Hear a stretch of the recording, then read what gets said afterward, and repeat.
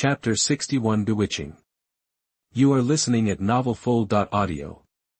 Current reputation, minus 3,456, rival, thump, before the flames even flickered to life, the half-orc king's health bar vanished, and he dropped like a stone. The instant he died, the words old enemy on my reputation screen flashed crimson, like an achievement unlocking. The king is dead, some goblins shrieked it, and chaos erupted. They wailed, panicked, and some, driven by fear, grabbed weapons, hoping violence would mask their confusion. It was a lost cause. Run, now! Gandalf bellowed, already moving. I slashed my sword, shoving back a few of the more crazed goblins, and retreated with the others, but it didn't take long for the reality to sink in. Their king was gone. Their eyes, full of rage, locked onto us, and they surged toward us like a swarm. I looked up. Goblins covered every inch, the rock walls, the rickety bridges, even the cave roof. We'd be swallowed whole, and not even I could save the dwarves and Gandalf, let alone myself. Too exposed here. I can't hold them. I shouted. I pulled out my pickaxe, frantically digging a hole and placing a few rocks behind us to slow them down. Quick, everyone in. We can tunnel out. Hold on, don't jump. Gandalf stopped a dwarf. Not enough time, remember there are 13 of them. I saw light ahead. It's the back exit. Come on, let's book it. These cave goblins can't stand sunlight. Run! Gandalf roared, leading the charge. I had no choice but to ditch the pickaxe and follow, eyes darting around. Still no sign of Bilbo. Boom. A thunderclap. Gandalf, finding the path blocked, unleashed a lightning bolt, clearing the way. But this one was weaker, just enough to blast a hole through the mob. We pressed on, the light growing stronger, the faint sound of wind in our ears. The exit was right there. One by one, the dwarves squeezed out, Gandalf right behind. I hesitated at the exit, glancing back and forth, then sprinted out. Whoa! The sudden sunlight blinded us, but no one dared stop. We ran until we were gasping for breath.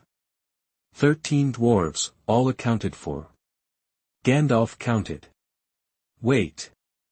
Where's Bilbo? He stopped, his expression shifting to alarm, looking around wildly. Let's rewind to when we were making our escape. Bilbo had followed Gollum all the way to the back exit and the way out was so close. However, this cunning guy stayed put, but it was obvious that Gollum did not have enough strength to guard this exit.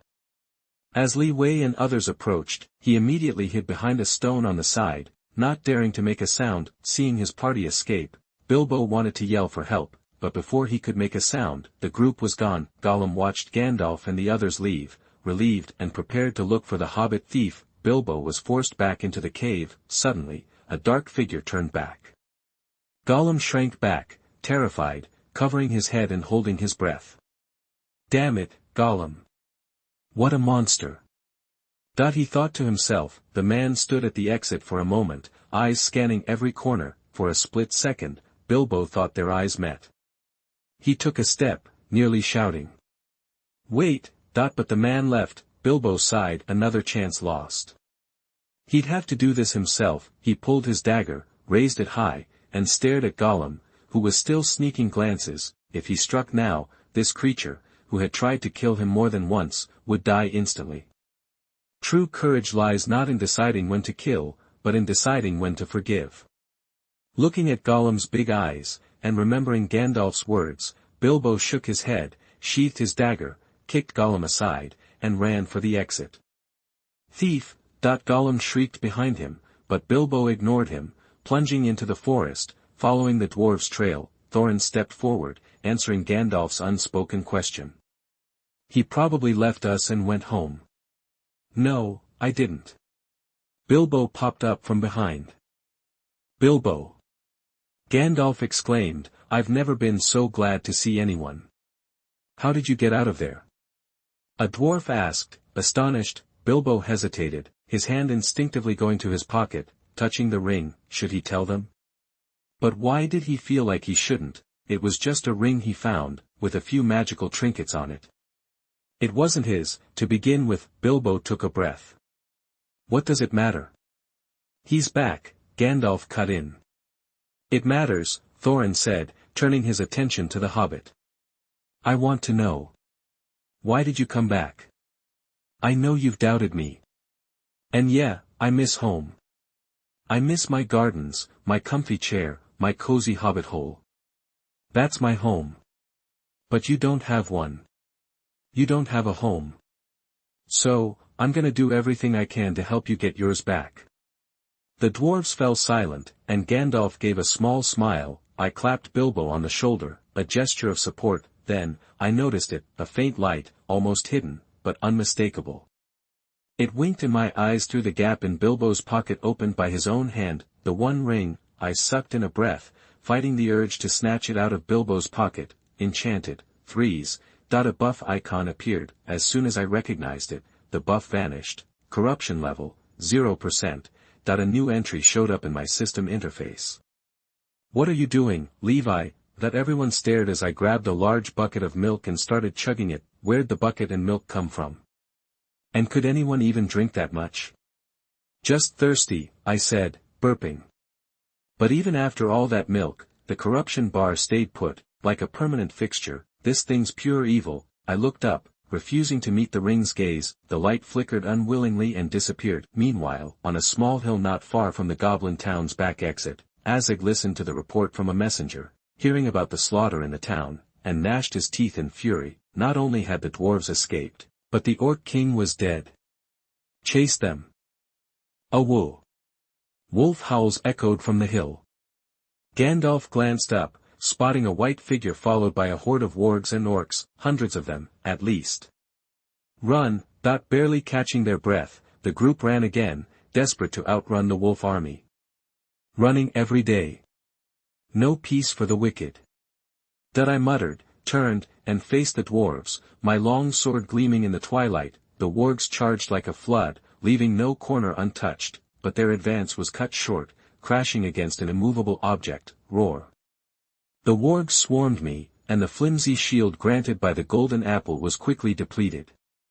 But even without the shield, my armor held up. Some wargs' jaws were twisted as they struggled in vain, barely leaving a scratch. I took a lot of hits, but every swing of my sword turned a warg into a charred corpse. Soon, Azog, who had been hunting the dwarves, noticed the commotion. He ordered the rest of the wolves and orcs to continue the chase, then turned to deal with me. Chapter 62 Azog. You are listening at novelfull.audio. Enemy, it's a fight to the death. It ends when one side is wiped out. Levi didn't consider the orcs a major threat, but they sure thought of him that way. You and those damn dwarves killed the Orc King. Azog grabbed a heavy hammer and stomped toward Levi. The orcs behind him hooped and hollered, trying to impress their boss. Orc killer, orc enemy, what a joke. Think we're all scared of you? Think again. Bang! Azog swung the hammer and smashed a small tree next to him to splinters. I'm taking you down first, so everyone sees what you really are, then I'm going after those dwarf scum. 30/30ths. Levi ignored the trash talk, sized Azog up. The guy was built like a brick house and tall, at least 6.5 feet, all muscle. That was unusual for an orc. Probably even Saruman's strong orcs wouldn't be as tough as this dude. Talk is cheap. Watch you don't throw your back out flexing like that. Levi drew his long sword. Same to you. Azog roared and swung the hammer. Clang.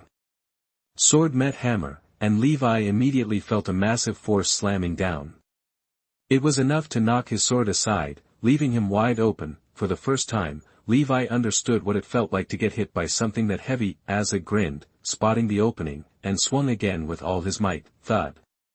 A direct hit to the chest. Levi felt a jolt and was forced back a step by the impact. -1. Interesting. A regular attack that can actually break through my defense. Anyone else, even those walking rock dwarves, would probably be flat on their back after that, but against full netherite armor with protection 4, it wasn't quite enough. Swish, his health replenished instantly as the damage registered, and Levi used the chance to slash forward. Years of fighting orcs had honed his fighting style. His swordsmanship might lack finesse, but his draws, slashes, and sheaths were lightning fast, way beyond what most people could do. It was all thanks to the experience gained from killing countless orcs and wargs. Even so, the sword missed its mark. At the last second, Azog threw up his modified left hand, the metal fork blocking Levi's blade, and swung the hammer again. Boom. Levi raised his shield and blocked, but the shield went into cooldown. Roar. Azog, feeling like he had the upper hand, spread his arms and swaggered around, surrounded by cheering orcs and howling wargs. Like he had already won. The pressure was on Levi, but Levi just glanced around, and the orcs who met his gaze shut their mouths and looked away. Honestly, if Azog wasn't there, these orcs would have scattered the second they saw Levi, not dared to surround him like this. That's what a strong leader does. As the fight dragged on, the sun began to set, and the pale moon rose. The moonlight seemed to energize the orcs. They straightened up, and their aggression grew. The weakening effects of the sunlight vanished. Sunlight weakens orcs, but the night is their element. Some, emboldened by the moon and Azog, even dared to meet Levi's eyes. "You're dead." Azog blocked Levi's sword again and swung the hammer. Boom. Shield cooldown. Again. This time, Levi could feel that Azog's strength had increased significantly, but no matter how strong it was, it still couldn't break Levi's shield. There was no known limit to the shield's strength. No matter the attack, it would block. At worst, the shield would break, and the player would be put on cooldown for a few seconds. What a pain. Levi sighed. In games, bosses get harder with more health and attack power, but this was real. This guy could really fight, and just because his health was low, didn't mean he could be treated like a regular orc soldier. But there were also realistic ways to fight. After blocking the hammer, Levi stopped playing around, pulled his sword back, and slashed forward. His movements were so fast they were a blur. Azog was forced back, barely parrying. But no matter how much strength he had, he couldn't last. Levi, on the other hand, had unlimited stamina, with enough food. Swish. Finally, as Azog began to tire, Levi saw his chance and slashed. Boom. Flames erupted. Azog howled in pain as a deep gash opened on his chest, and half his health vanished. In desperation, the pale orc hurled the hammer at Levi, and as he dodged, the orc surged forward, like a mob, trying to shield Azog. For a second, Levi felt like he was hacking through a wall of meat. When he finally cleared the path, the flames on Azog had been extinguished. His loyal followers were helping him onto a white warg that was twice the size of a normal wolf. It was the pale Wolf King. Levi drew his bow and fired several arrows, but the Wolf King nimbly dodged them all. Sometimes Levi wished he could turn on auto-aim. The Wolf King snarled at Levi, then sped away. Azog, clutching his chest and near death, glared back at Levi, as if burning the image into his mind. The orc army broke formation and hurried after Azog. Misty Mountain Orc reputation -300, current reputation, -3756. Levi had a feeling that once his reputation dropped low enough, things would get really interesting. Seeing Azog escape, Levi tried to follow, but a dozen wargs charged back, as if ordered by the Wolf King, and surrounded him. They kept their distance, but none dared to attack. Levi stepped forward, and the wolves backed away. He suddenly drew his sword and lunged forward, sending the nearest wolves yelping and scrambling back like dogs with stepped-on tails. Gotta give you credit for trying to block me in this situation. Too bad these wolves were on the enemy side and couldn't be tamed. A war-ready mount would have been sweet. No time to waste. The wolves wouldn't attack, but Levi would.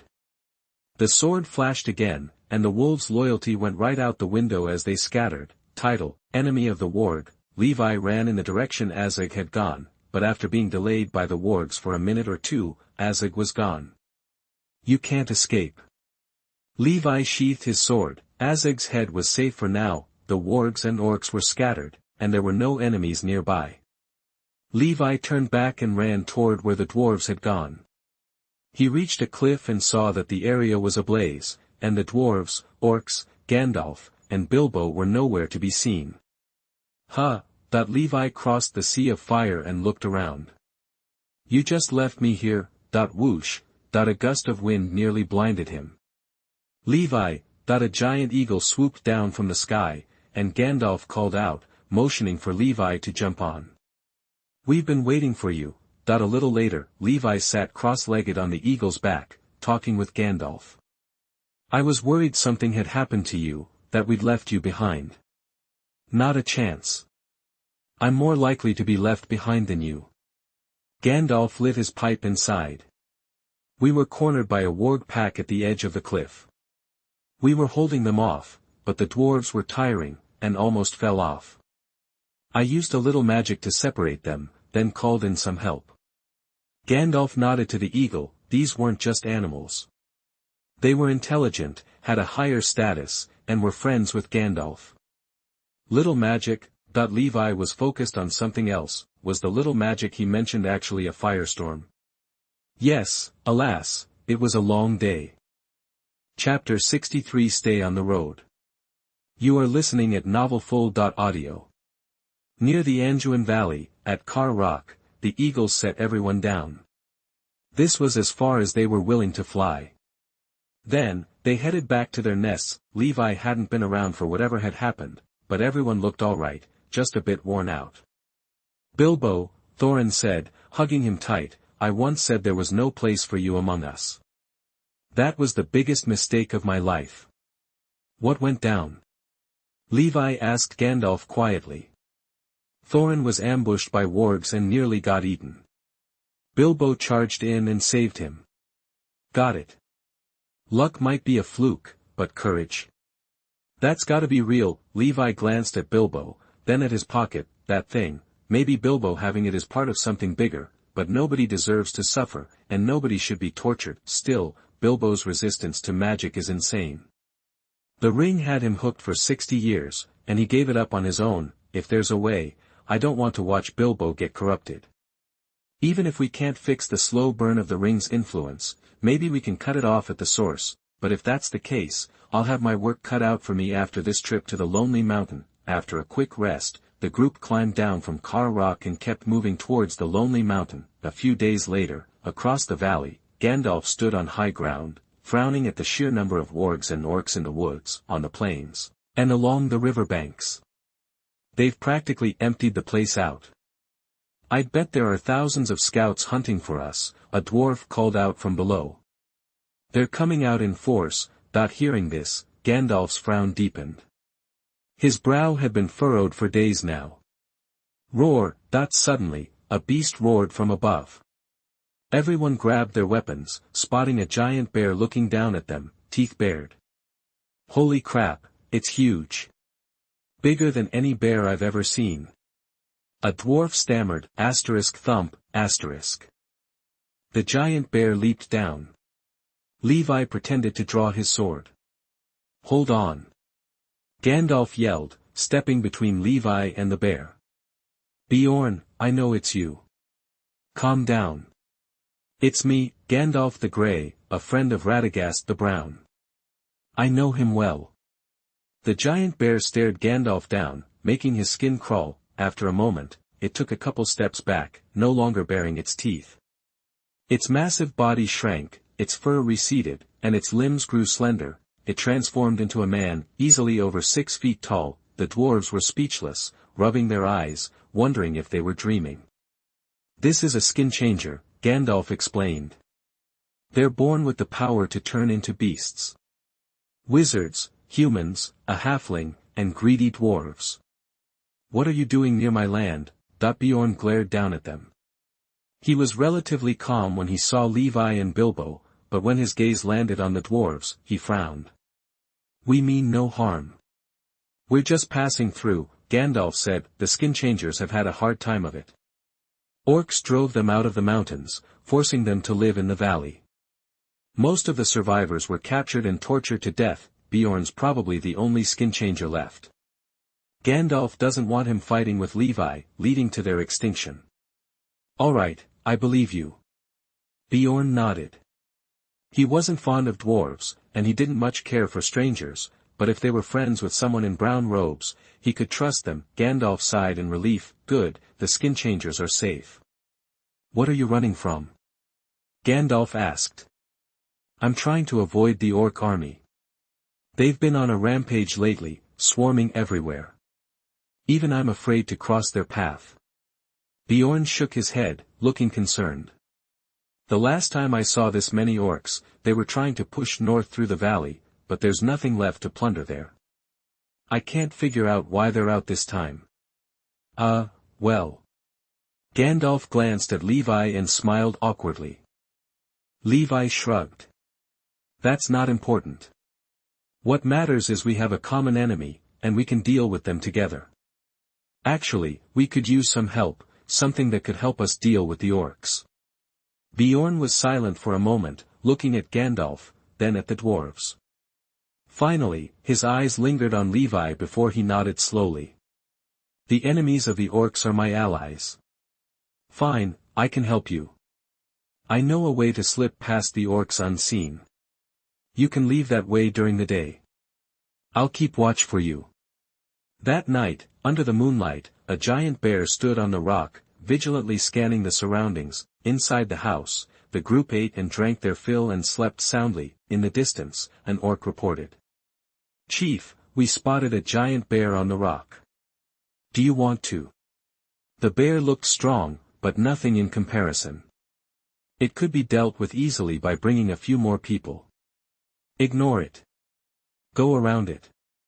No need to stir up trouble, a scout leader ordered. Our target is the group of dwarves, and that damned. The scout leader paused, shuddering at the thought of that figure. If you run into him, don't fight him head-on. Come back, gather the troops, and then we'll take him down.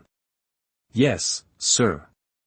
The night passed quickly. At dawn, Bjorn brought out honey bread and drinks he had made to feed everyone, then provided horses and pointed out the route for them to leave quickly. Meanwhile, the wandering orcs failed to find their targets. After a few days, for various reasons, they gradually retreated, temporarily withdrawing from the plains. On this day, at the gate of the forest, which was also the entrance to Mirkwood, all the horses Bjorn had provided were released, leaving only one ridden by Gandalf. This place has been corrupted by evil. Things don't look good. Levi, can you do me a favor? What's up? Gandalf leaned in, whispering to Levi with his back to the others. I need to confirm something in the next few days. Do you know about the Ringwraiths? A little. They're servants of Sauron. Gasp! A shadow flashed in Bilbo's eyes. He glanced at Levi and scratched his head. Oh no, Levi, don't say his name out loud. Gandalf sighed. Even though he lost the ring, Sauron wasn't dead yet. Saying his name without taking precautions would be like sending him a vague signal. It wouldn't be the end of the world, and Sauron couldn't come over and beat people along the network cable, but still, it wasn't a good thing. Many elves call him, he who must not be named. But that's not the point. I have to check if the Ringwraiths have been summoned again, and that'll take me far away. You want me to come with you? No, I'll handle this. What I need you to do is, when I get back, can you come to Dol Guldur with me? Something might be there. There's more than just something. If I remember right, Sauron's there now. What's that? Never mind. I promise. When will you be back? Gandalf gave a time frame that wasn't exactly short. Okay, see you then. All right. If either of us gets there early, we'll wait at the main gate for 3 days. Gandalf rode off, separating from the group once more. Levi followed the expedition into Mirkwood. Levi, what did Gandalf tell you? Bilbo asked curiously. The dwarves beside him perked up their ears as well. They were dying to know what Levi and Gandalf had been mumbling about, but some things were better left unsaid. They wouldn't understand anyway, and it would just confuse them. He said the Black Forest has been corrupted by evil and is really dangerous. We need to stick to the main road as much as possible. It's safer there. Bilbo nodded seriously. I see. I'll keep an eye out. Chapter 64 Black Forest. You are listening at novelfull.audio. At the same time, as the expedition entered the Black Forest, a dark shadow appeared from the high tower of Dol Guldur Fortress, overlooking the shadowed land. Azog. The terrifying voice echoed in the pale orc's mind, jolting him awake.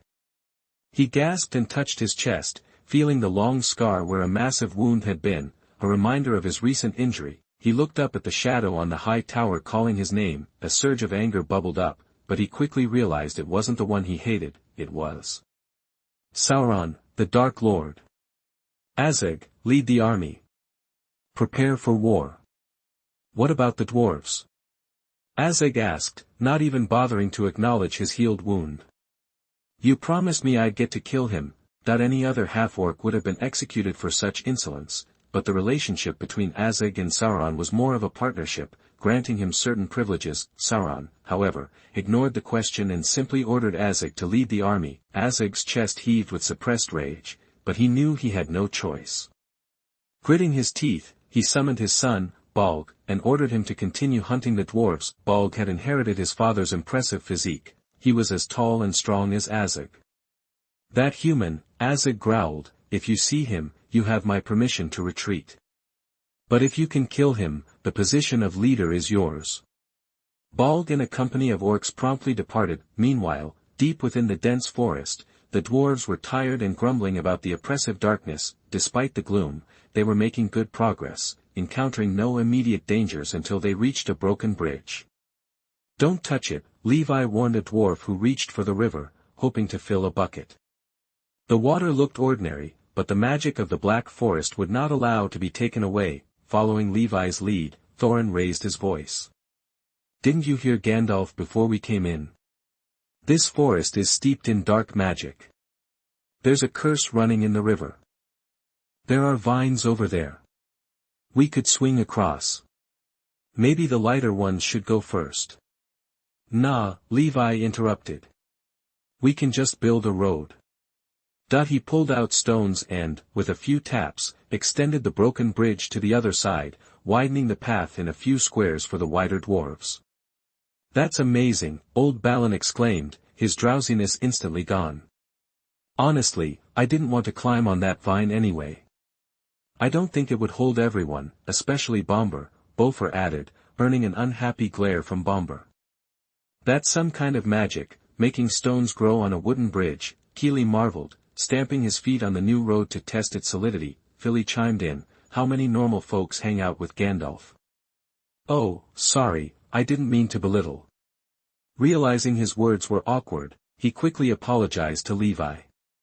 It's okay, I get it, Levi replied, patting Philly's shoulder. The dwarves were starting to see Levi as someone like Gandalf, a natural leader with arcane skills. They were growing used to Levi's sudden acts of magic, no longer surprised when he conjured food or blocks out of thin air.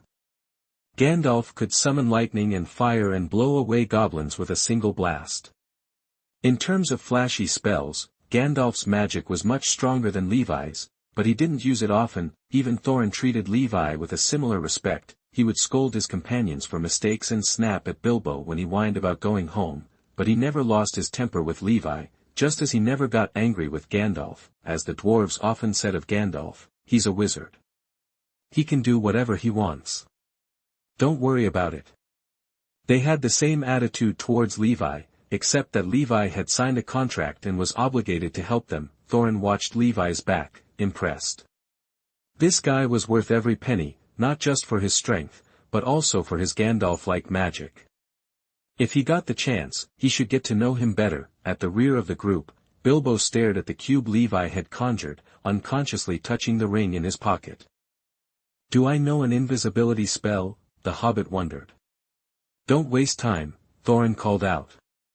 Let's get through the forest. Not far beyond the magic river lay a path to the woodland elves, but this stretch was fraught with danger, shadows stirring among the trees. Levi eyed the spider webs and fought the urge to collect some silk with scissors or a sword. The spiders relied on the web's vibrations to detect prey. Any tampering would likely attract a swarm, and while he could handle it, the rest of the team was in no condition to fight. Hiss, starred at a low hum came from above. Instinctively, Levi drew his sword and slashed upward, sending a huge, burning spider corpse crashing to the ground. Achievement/title obtained, Spider Killer. Description: kill a spider. What is that? Thorin demanded, instantly alert. Spiders. Agents of evil encroaching on this forest, Levi explained. Did anyone touch a web? They use the vibrations to find their prey. Cobweb? No, I haven't seen any. No, I stayed on the path the whole time and never touched anything. Me neither. Nope, the dwarves denied, one after another. It definitely wasn't Bilbo, who had been right beside Levi. So, this spider actively sought us out.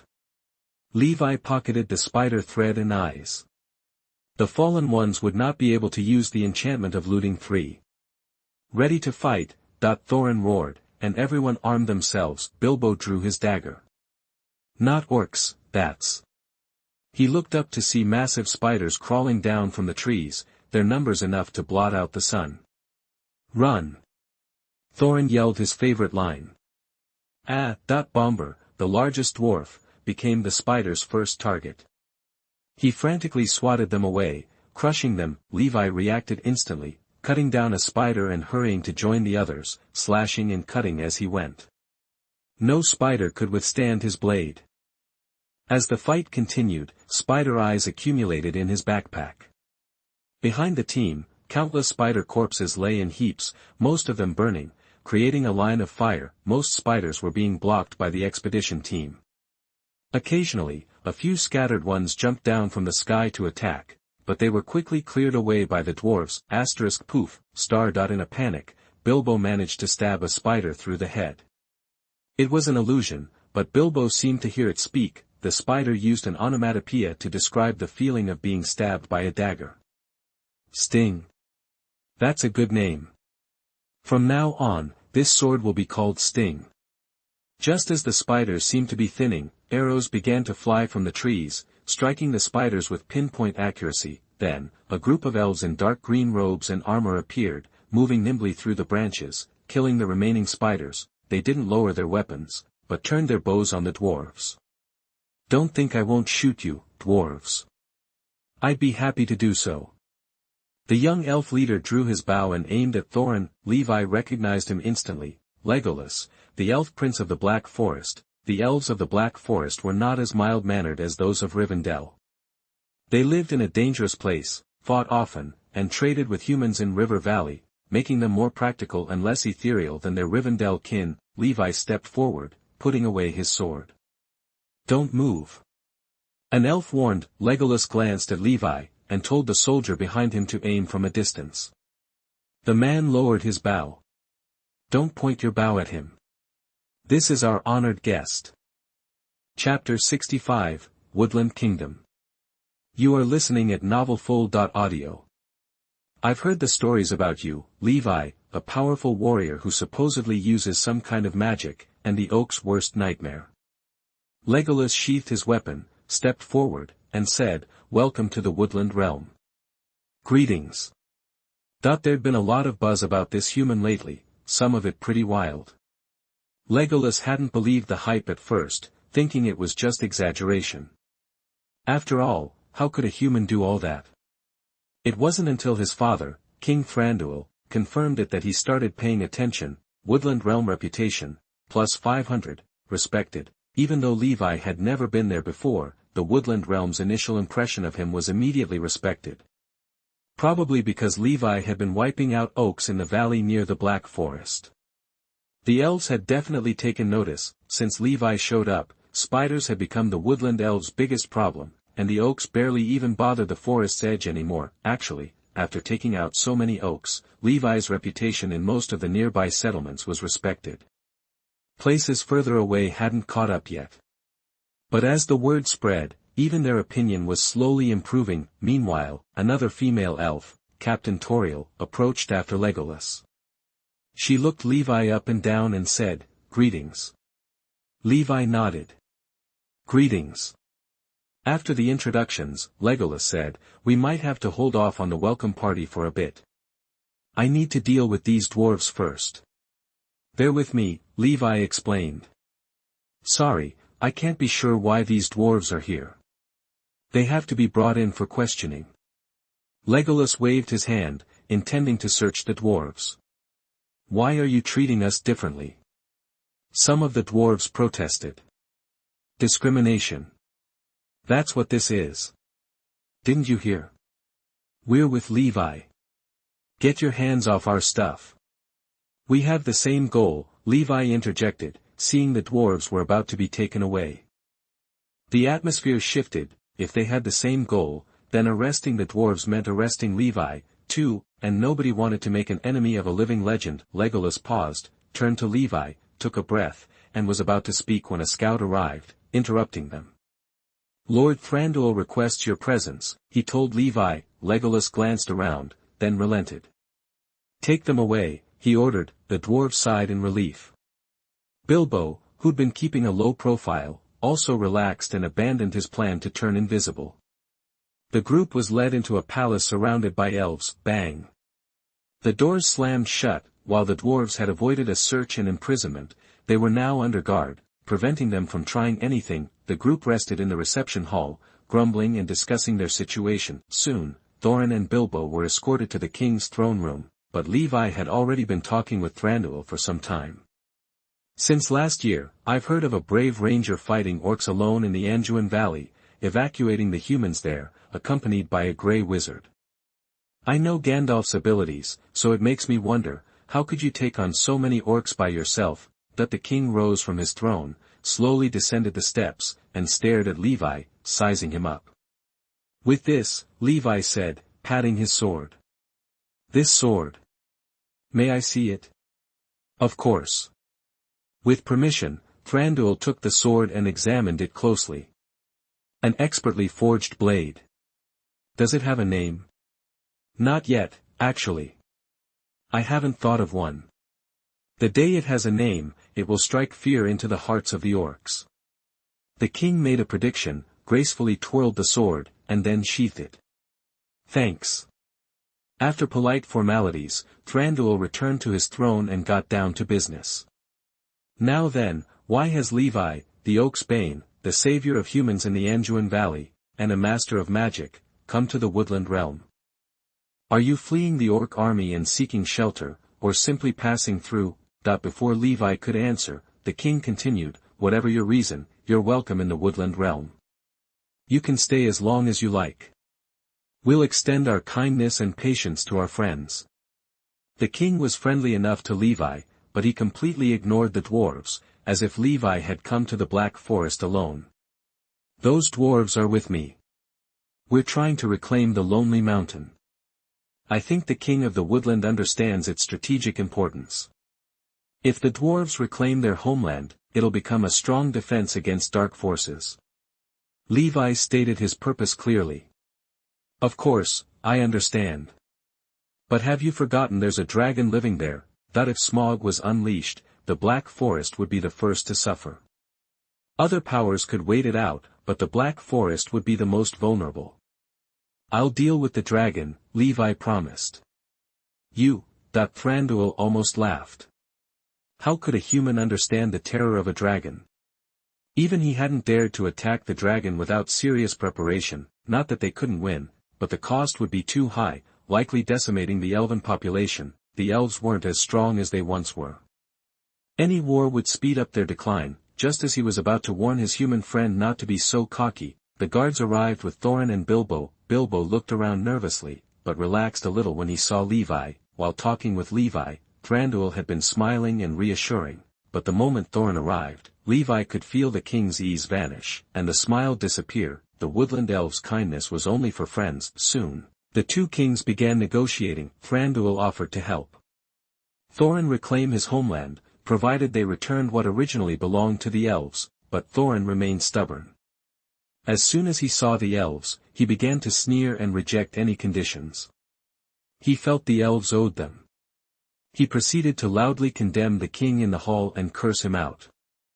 Levi wanted to shut Thorin up several times. Didn't he see Thranduil on the throne, his eyes wide with anger? Never had Levi seen such a brazen dwarf. Thorin soon realized he'd made a mistake. The woodland elves weren't as easygoing as the elves in Rivendell. Though they had the usual elven grace, it was tinged with impatience. If you want to stay here, rot. Hundreds of years are just a blink for elves. I have the patience. Lock them up. Thorin's abuse and insults had negated Levi's good reputation. and the dwarves were arrested and imprisoned. However, Thranduil didn't take his anger out on Bilbo. After a brief chat, he let him go, allowing him to move freely like Levi. Chapter 66 Allies. You are listening at novelfull.audio. Pig-headed teammates. Levi smacked his forehead, annoyed with Thorin, not to mention himself. Even if Gandalf called in 10 eagles, he couldn't control Thranduil's rotten attitude. The only reason they hadn't been killed outright was because the elves still had some respect for the other free people. Honestly, Levi was starting to lose patience himself. If Gandalf were here, he'd definitely curse Thorin for being a dumbass, then light his pipe and start brainstorming solutions. Your Majesty, you know dwarves aren't exactly known for their communication skills. Of course, I know, Thranduil interrupted, not in the mood for Levi's attempts at smoothing things over. They're as stubborn as rocks. And they were the ones who broke the oath first. So, what right does he have to say I'll die? Even if I let them go, even if everything works out perfectly, it'll just end with another king going completely nuts. Levi was out of arguments. The dwarves' actions were pretty indefensible. When you got right down to it, it was the dwarves who broke their word, causing the feud between the elves and dwarves. The root cause of all this was dwarven greed. If anyone deserved the blame, it was Sauron. The ring he gave them amplified their desires to a pathological degree, but throughout their conversation, Levi had been preoccupied with something besides the dwarves. I couldn't help but notice the injuries on your face, Your Majesty. Thranduil paused, wondering why Levi was bringing this up. Ah, yes. Dragon fire. It never quite healed. The truth was, the king's appearance was quite gruesome. Half of his face was a mass of burns. He usually looked fine, but only because he covered it with magic. Levi could see that the king's health was perpetually low, never fully recovered. 27/30. Levi pulled out a golden apple, instantly capturing the king's attention. As an elf skilled in magic, he was acutely aware of magical energy. What is this? A small token of my appreciation. I hope it helps with your injury, Your Majesty. It's beautiful, obviously valuable, and I can feel the magic, the healing power it contains. But I fear it's a bit. Even among the elves, Thranduil was exceptionally skilled in magic. Using magic for healing wasn't that difficult for elves, many could do it if they wanted to. But even so, the burn on the king's face hadn't healed despite all this time, which spoke to how difficult the treatment would be. Why not give it a try? It can't hurt, right? Crunch, urged by Levi. Thranduil took the golden-looking apple, hesitated a moment, and then bit into it. There was no metallic taste, as expected, just an explosion of aroma and sweetness, followed by a surge of magic and healing energy coursing through his body. The illusion on his face vanished involuntarily, revealing the horrific burns again. Under the golden apple's effect, the exposed, raw flesh began to regenerate, clashing with the lingering dragon fire. The pain and itching contorted Thranduil's face, as if feeling challenged. The golden apple's healing power focused on the wound, helping it to regenerate. The battle of forces ended with the golden apple winning. As the remaining dragon fire dissipated, flesh and blood began to regrow on his face. 30/30. Looks like it's working, Levi said casually, as if he had done nothing special. It's actually healed, Thranduil said, taking a few deep breaths and gently touching his face. It had been so long, so very long, since he'd felt perfect skin. Thank you, Levi, from the bottom of my heart. This burn has been a burden for far too long. Woodland Kingdom reputation plus 500, current reputation, 1000, ally. From this moment forward, you are an ally of the Woodland realm. If you ever need our aid, you may call upon us. And the Woodland realm will answer. A bond was forged, few words, great meaning. Judging by the reputation points, Levi knew the king was sincere. If the Woodland realm previously respected Levi for his personal strength and his contribution to the fight for freedom, now they considered him a true ally. They might even send troops to support him. Thank you, but help is always a two-way street. If you need anything, I won't hold back. After his polite reply, Levi changed the subject. I heard there are gems that belong to the elves in the Lonely Mountain. Thranduil paused, finding the change in topic abrupt, especially since it was a sensitive one. That is no ordinary gem. It holds special significance for me. I've tried to reclaim it many times, but I've always returned empty-handed. Now that the Lonely Mountain is occupied by a dragon, the hope of retrieving it is dwindling. What if I could bring it back? Then I can give you my word in return, the word of a king, Thranduil stated. About the dwarves. Thranduil spoke suddenly, I am aware that they are your companions on this expedition. I can guarantee their safety, but I cannot allow them to leave until I have achieved my aims. Understood, Levi nodded, and added, however, not all of them share Thorin's stubbornness. There are others who are open to reason. I will give your word serious consideration, Thranduil said, releasing the dwarves wasn't an option right now. Old grievances and new ones couldn't be resolved quickly, Levi could break them out of prison, but he was unsure of the consequences. Besides, he didn't have to because someone else would. Their audience with the king concluded. After leaving the throne room, Levi asked an elf for directions and headed in one direction. The prison is this way. He had just gotten the directions to discuss the latest situation with the dwarves when he was stopped by an excited group of elves. We're planning a party. Suddenly, a familiar voice came from behind. Levi turned around and saw Legolas with a fruit in his hand, saying hello to him. Levi returned the greeting to the elf prince. A party? The Feast of Starlight. It is our tradition, and will be held in 7 days. We would be glad if you came. Levi shook his head. I can't, I still have things to do. 7 days later was the date Levi was to meet Gandalf in Dol Guldur. Moreover, having a party when all his companions were locked up, was in bad taste, but soon, these worries disappeared and a man came to Levi. Bilbo. Chapter 67 Dynamic Sword Skills. You are listening at novelfull.audio. After politely declining Legolas's invitation, Levi found Bilbo in a secluded spot. What's up? He asked. I visited Thorin and the others, Bilbo sighed, explaining he'd gone straight to the dwarves after leaving the king and then bumped into Levi on his way back. After a brief recap of the dwarf situation, Bilbo hesitated. Thorin asked me to do something, actually. And? Levi prompted.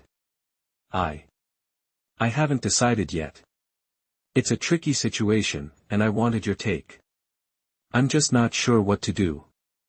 Let me think. The Woodland Kingdom's throwing a starlight feast in 7 days. The elves are pumped, even the guards.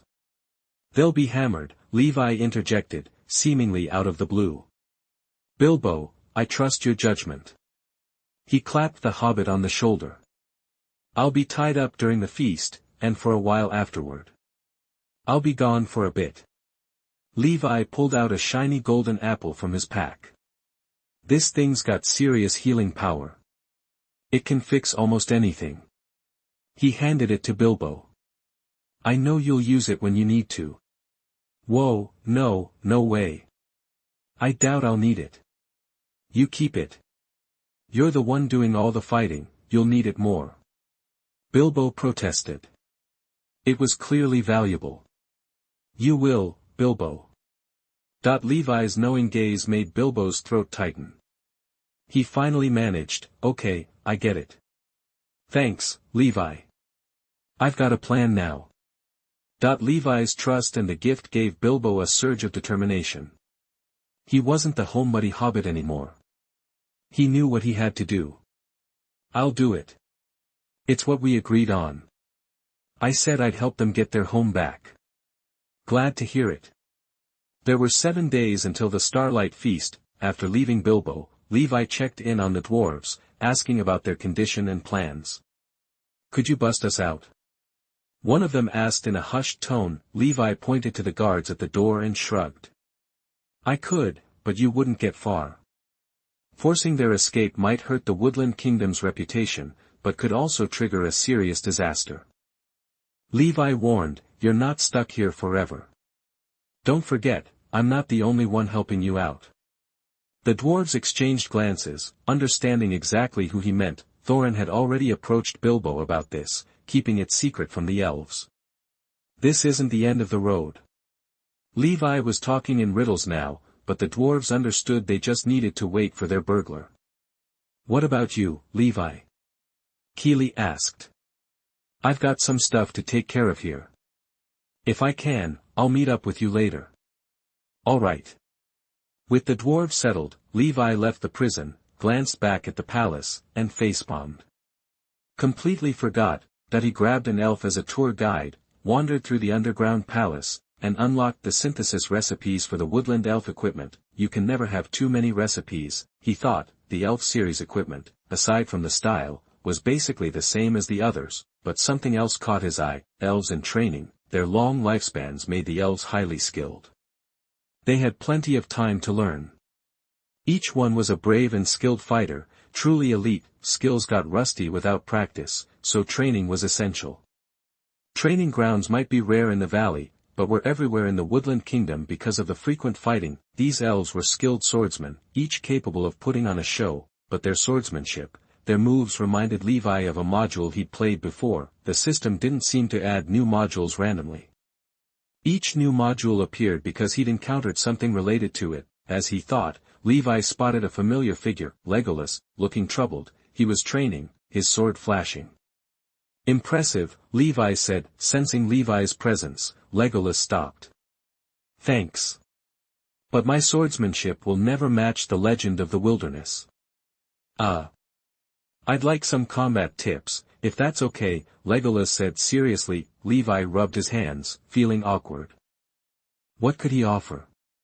Eat a golden apple, drink a potion. Card traits and throw TNT. He rarely used those things, reserving them for the big boss. Ordinary orcs weren't worth his best weapons. I don't know much about swordsmanship, honestly. I've never really learned any of it, Levi explained.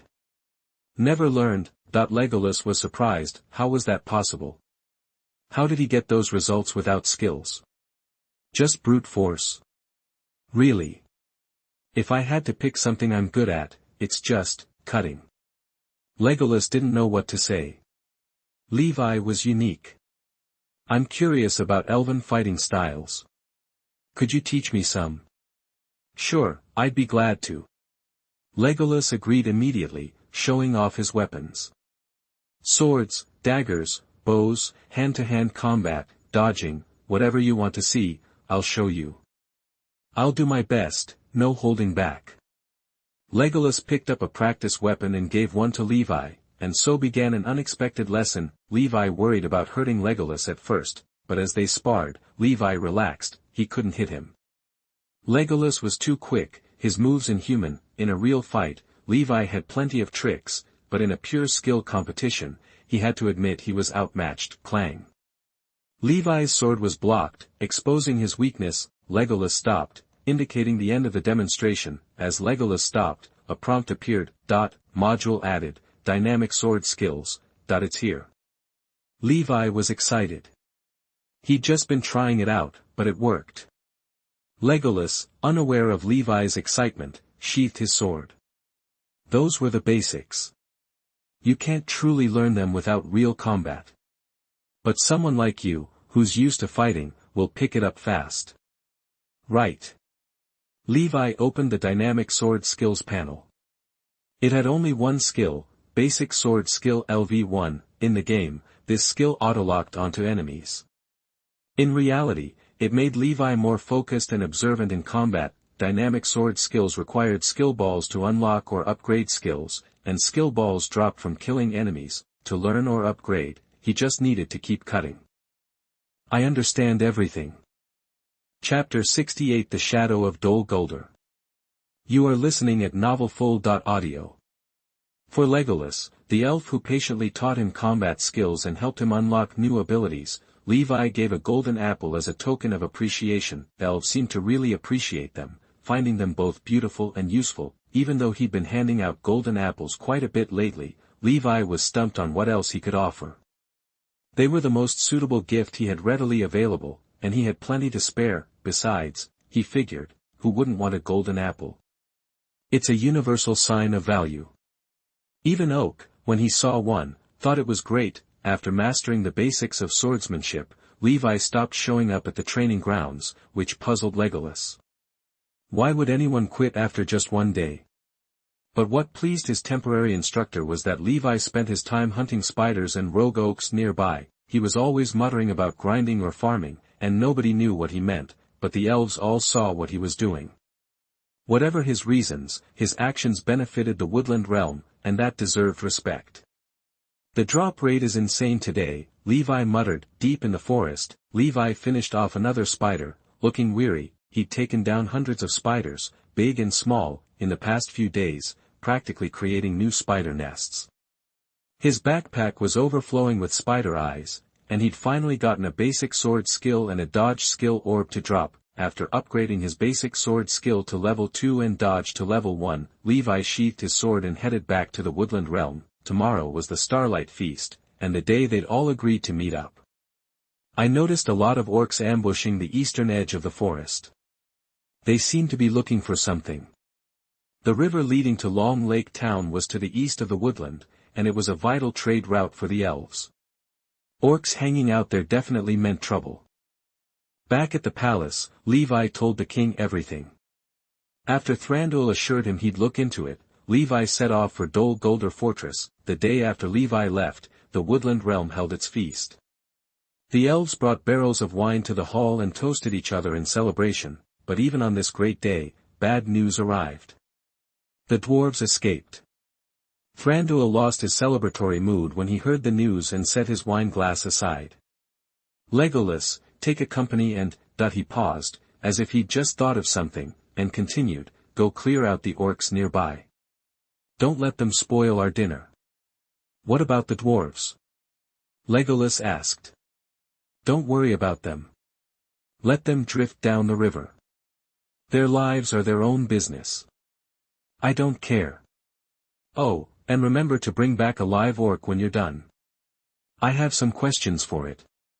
Although full of questions, Legolas accepted his orders and rode off with a company of elves toward the river mouth. The king sat on his throne, lost in thought. Dol Guldur, once a home to the woodland elves, had been abandoned since the Second Age, but in the Third Age, an evil force had taken over the place. It looked dilapidated and was eerily quiet. It seemed like nothing ever moved there. But those were just illusions meant to deceive outsiders. The rumors about a necromancer might even be deliberate misinformation to buy time for its development. Levi stepped on dead branches and rotten leaves, slowly approaching the fortress gates. Gandalf? He called out. Am I late? No. A voice suddenly came from behind a nearby stone pillar. Levi turned and saw Gandalf and Radagast the Brown walking out together. A wizard is never late, said Gandalf. That's right, as long as my rabbits get me there. It just means everyone else is early. Radagast chimed in. I'm almost certain, Levi, our enemy is here. Gandalf stepped closer and whispered. The three of them huddled together to discuss the situation. There's a hidden spell here. What he's doing suggests he hasn't regained his full strength and doesn't dare show himself openly. Radagast, I need you to take a message to the Lady of the Golden Wood, asking for reinforcements. We need to force him out into the open. Don't follow us. Got it? Levi and I can handle the investigation here. Radagast looked surprised. You think I'm not strong enough and you want me to run errands? Alright, I'm going. Radagast hopped into his rabbit-drawn cart and sped away. Watching the brown-robed wizard leave, Levi asked, what do we do now? Just go straight in. There's no other choice. We need to investigate. If things get bad, we retreat immediately. With that, Gandalf drew Glamdring, holding his staff in his left hand and his sword in his right, and headed off, followed by Levi, who kept a watchful eye on their rear. Looking at Gandalf's back, Levi couldn't help but think of the phrase, packing heat, referring to the staff and the sword that he carried. Maybe we should wait for reinforcements, Levi suggested to Gandalf. To be honest, he was a little nervous thinking about what they might encounter. After all, even if Sauron had lost the One Ring and was now just a shadow with a fraction of his former power, he was still a force to be reckoned with. He could probably beat Gandalf without much trouble, and Levi was unsure whether his armor could withstand a direct attack. It's too late for that. I need to know what Sauron is planning. The usually cautious Gandalf had decided to take a risk this time. Then we have a deal. If things go sideways, we run. We don't stay any longer than we have to. Agreed. Trust me. My life is still important. I can't throw it away carelessly. Carefully exploring, the two ventured deep into the ruined fortress. The sky here was always overcast, making it difficult to distinguish between day and night. As they walked, Levi glanced up and saw rows of iron cages on either side. Some contained dried bones, big and small, showing that many had been tortured to death here. They might have suffered torture for no reason at all, simply because the orcs enjoyed the act. This is where Thrain was once imprisoned. I met him here on a previous expedition. Gandalf looked at the iron cages above his head and shook his head. He was captured here and tortured for 5 years. No one knows what he endured. When I found him, he was unconscious and couldn't even remember who he was. He gave me a key and a map before he passed. Just as Gandalf was telling Levi the history of the place, acting as his personal Middle-earth encyclopedia, a shadow flashed past. Levi spun around, but saw nothing. Gandalf looked over and was about to ask when a sword appeared behind Gandalf and stabbed down, *clang, Levi's nameless sword and Gandalf's Glamdring came up at the same time, blocking the sword aimed at his vital point. Chapter 69, Ringwraiths. You are listening at novelfull.audio. A shadowy figure materialized from nowhere. Ringwraiths, Gandalf muttered. A hellish shriek echoed as the Ringwraiths surged forward. Gandalf ducked, and Levi mirrored his move, dodging like a ghost. Boom. Gandalf raised his staff, unleashing a burst of white light that pushed the Ringwraiths back. Levi seized the opening, drawing his long sword and slashing, the blade instantly igniting the wraiths. Fire was their weakness. The Ringwraiths wailed, stumbling back into the shadows. Luckily, our swords are blessed by the elves. These creatures can't be touched by ordinary weapons. Watch out, a chilling whisper brushed Levi's ear, followed by a wave of black fog, plunging him into a sensation of icy dread and a feeling like falling into an abyss. Fear, 5s, withering, 5s, toxic, 5s. Take heart, a flash of white light erased the negative effects. Levi shuddered, snapped awake, and swung his sword back, but the wraith had vanished into the darkness. The ring of fire on Gandalf's hand glowed, bathing Levi in warmth and bolstering his courage. What was that? Levi asked, his back to back with Gandalf as they scanned their surroundings. A shiver ran down his spine. Black breath, the Ringwraith's dark magic. It inflicts a terrible sickness. A wound from a Morgul blade at this point, left untreated, will drag you into the shadows, turning you into a wraith. Those corpse ghouls in the ancient tombs might be connected to this evil. Gandalf explained quickly. After 2 sneak attacks, both Gandalf and Levi were on high alert, watching every corner for ambushes. Levi was especially on edge. Since donning his nether alloy armor, he hadn't felt so vulnerable. It seemed that even the thickest armor couldn't protect against magic and mental attacks, but every class has its specialty, and it was the wizard's time to shine. Get ready, Levi. For what?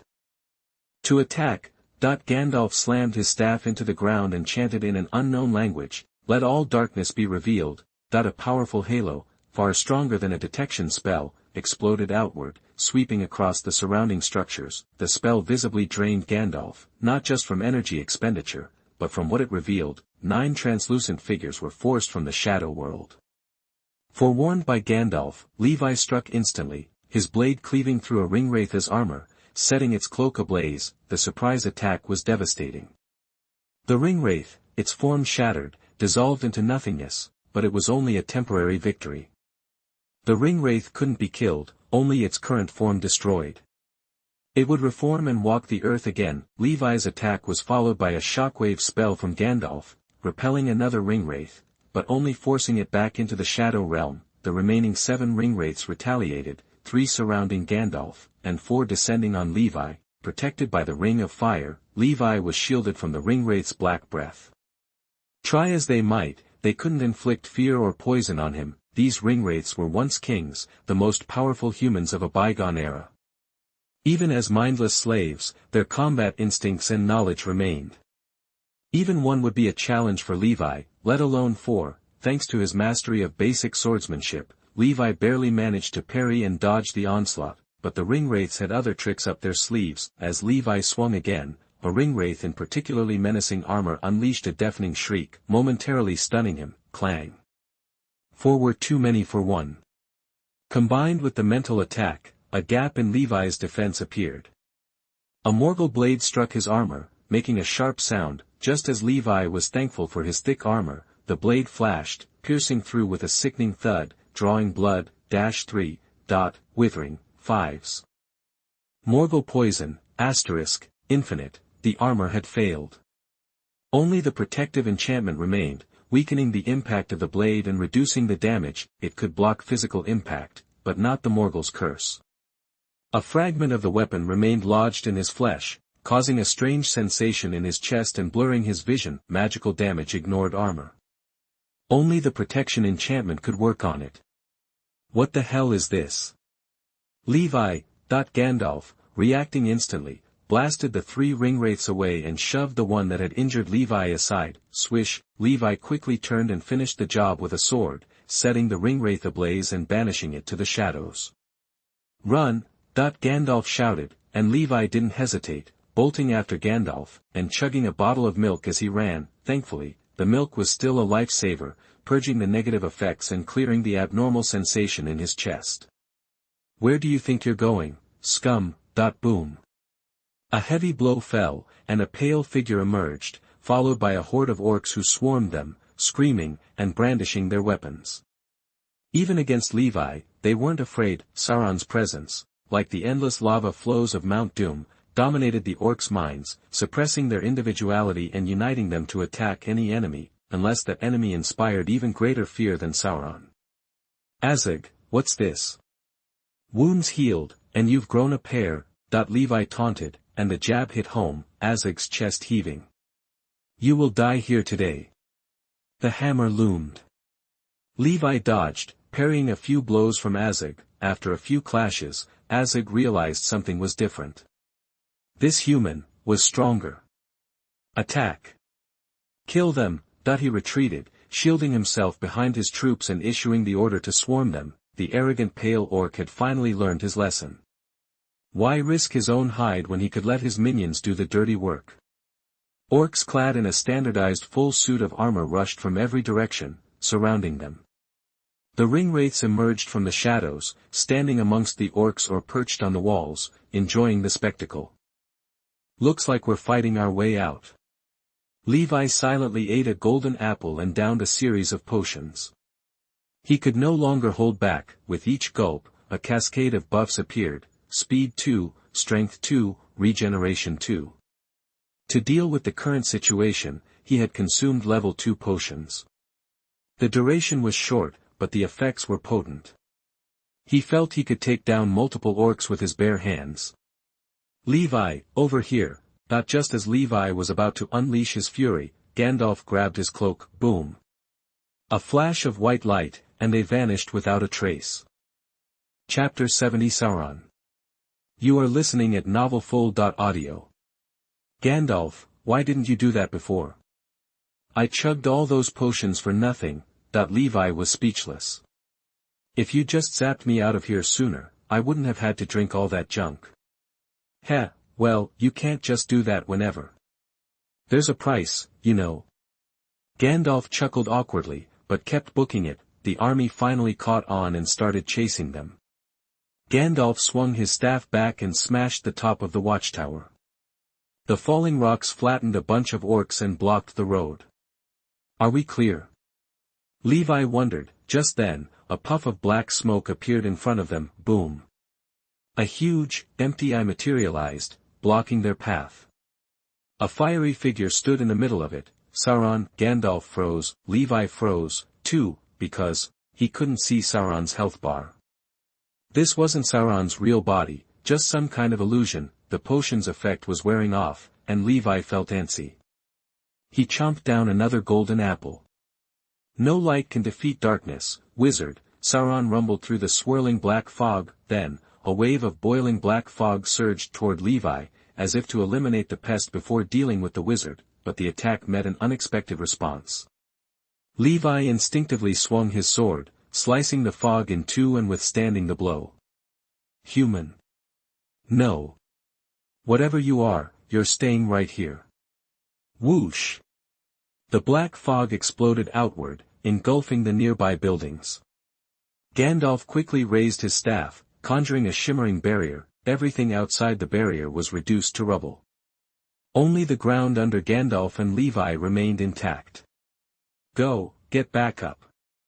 Gandalf strained to hold the barrier, gesturing behind him. I'll hold him off. Seriously? I just pounded those potions. You think I'm gonna let that go to waste? With a crazed look, Levi leapt forward, zeroing in on Sauron's phantom and slashing with his long sword. Clang! Levi felt like he'd hit solid rock. The elven sword, almost indestructible, lost some of its durability. Sauron recoiled, his fiery form shrinking back. The surrounding fog quaked. Then, the Dark Lord exploded with rage. The black fog roiled, blotting out the sun, leaving nothing but darkness. From the pupil emerged 9 wraiths, the Ringwraiths, recast by Sauron, their power amplified, each seething with black energy. Gandalf's barrier shrunk. On the verge of collapse, Levi frantically set off some TNT, then threw up a stone wall, pulling Gandalf behind it. Boom! The explosion scattered the approaching Ringwraiths, creating a temporary break in the fog, but it was fleeting. Almost instantly, the wraiths reformed. The black fog surged again, threatening to consume them. Effective, but not enough. The Ringwraiths needed Sauron's power to reform. Usually, they'd have to limp back to Sauron after being defeated. But Sauron was right there, turning them into mini-bosses. It was like stumbling upon an unkillable monster spawner. Gandalf strained to maintain the barrier, giving Levi a desperate look.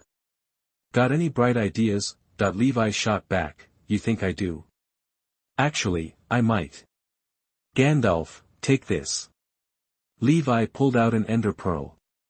He had scored them during his trip to the Nether, getting 3 after a long time squatting in the weird forest, and trading with piglins for the other 4. His luck was so bad, or maybe the piglins had it out for him. He threw a whole set of gold away before seeing the ender pearl twice, for a total of 4.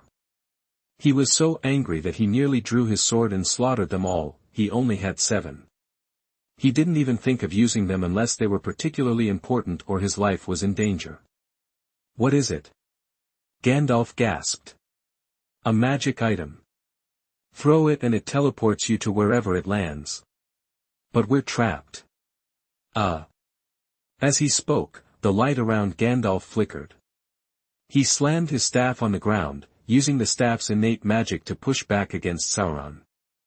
The pressure intensified, and Gandalf's staff emitted a faint glow, fighting back with everything it had. It seemed about to break, but held. Endurance 3. I'll make an opening. Levi quickly piled TNT behind him. He lit it and hastily built a stone wall to cushion the blast, but Sauron wasn't fooled this time. Sensing the power of the red blocks, he sent a tendril of black fog to swat the TNT away, but Sauron missed something. Levi whipped out his fishing rod, hooking the glowing TNT and yanking it back. Theoretically, the rod could pull any solid object. Boom! The TNT exploded, triggering the other blocks. The blast thinned the fog. Gandalf spun around, blasting the weakened fog with his staff, revealing a path to the outside. Go, now! Gandalf shouted, throwing the pearl. Levi followed. The exit vanished, and the black fog slammed into them, throwing them backward. Gandalf was thrown against the wall, but Levi was in a worse spot. Sauron's rage was focused on him, pinning him to the tower, smashing him through buildings. Levi's health plummeted, reminding him of his early fights against the whites. He hadn't been beaten this badly in a long time. He pounded golden apples and even chowed down on 2 pieces of rambagh. Desperate, he smashed 2 bottles of instant healing potions. Without the items, he'd be dead. Just as Sauron prepared a final blow, Gandalf and Levi vanished, leaving only purple particles behind.